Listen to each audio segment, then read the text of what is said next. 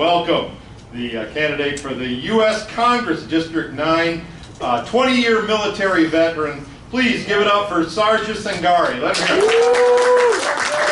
Let's go, Sargis.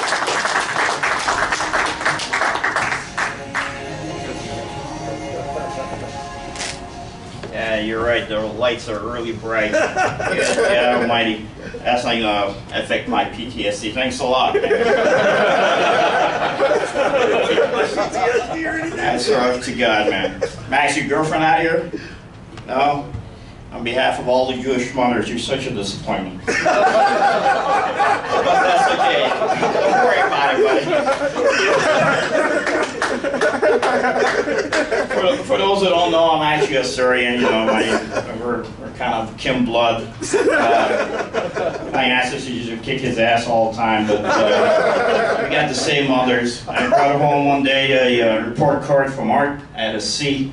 My mother looked at me and said, "You know what? When I die, they're going to put on my gravestone that you killed me." I'm like, "God, this is C and R, for God's sakes." But so be it. Hey, where's Mark Curry? Mark, thanks a lot, man, for bringing me a cutout that's taller than me. That really does. Seriously, for God's sakes. Buddies have to wear this when you stay in the military. So I'm a 20-year vet, U.S. Army Infantry Special Operational Forces, retired, and decided to join the con show in Congress. But it is what it is, you know. You just try to get in there, try to fix some, you know, needed changes. And how do you do it? You stand on stage and zanies. Again, welcome to American politics. No wonder we can't get anything done overseas. Seriously, for God's sakes. You know, but it's a pleasure to be here, and it's an honor to be actually on stage. You know, same comedy club where you got people like you know, Robert Williams and that guy over there. I don't even know who he is. I was trying to Google search him. His face doesn't match any names that I know. So, but look, you know, as they say, when you're looking at the political landscape here, Chicago's unique. We have a district, and we have a cemetery, I should say, in the district that is divided between the 10th and the 9th Congressional District. And I actually said this when I was at the League of Women Voters with my competition, Jan Shkasky, who's I think 78 or 80 or who knows. But I said, you know, why do they have it divided in two? So half of the dead people vote in the 10th, half of them in the 9th. She started laughing. Then I realized, you know what, maybe there's comedy for me after all. If I could get my opponent to laugh at that, you know, maybe we have a future. But that's the reality of it, you know. I was actually down at it's the same cemetery my buddy has his parents buried in. And there were a couple of guys there that were looking at tombstones. I'm like, you know what, it must be registration season again.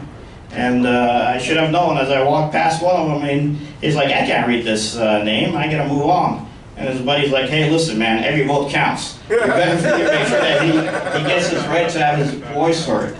But that's it, that's the reality of what we gotta deal with here in Illinois. But it's fixable, you know, we're all people, we can work together. Well, there's a couple of people I can't work together, but the rest of them are pretty decent, you know. And you gotta be nice to each other, as we say, you know. Somebody asked me, he goes, do you hate some people out there, especially in politics? I said, yeah, I do. He says, well, are you mean when you deal with them? I said, no, I'm not, because you know, I don't hate them that much. At the end of the day, they're all Americans anyway.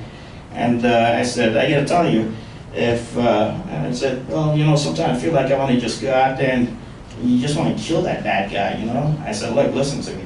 If I killed every person I hated, even the angels in heaven wouldn't be able to count all the dead. But you know, we try to do what we can to be as decent to each other as possible. That's all we can do. We got good candidates running, but we gotta get out there and vote, right? I realized in all the years that I used to study.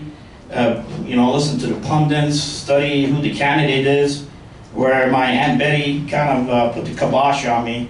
One day Aunt Betty looks at me and goes, you gonna vote in this election? I go, of course I'm gonna vote, Aunt Betty. She goes, so who are you gonna vote for? I said, well, the Republican candidate. She goes, oh my God, Hockey votes for him. I thought you were gonna vote Democrat. I go, well, I'm not Democrat. I voted Independent, Republican, then Democrat. And she goes, but I always voted Democrat. I said, why, Aunt Betty?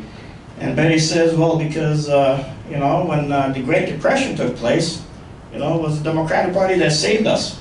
That's the day I realized, you know what, I'm never watching debates again, because Aunt Betty would always nullify my vote in Illinois. So that is the reality of it. It's just politics at the end of the day, you know, as long as we can have fun and work together.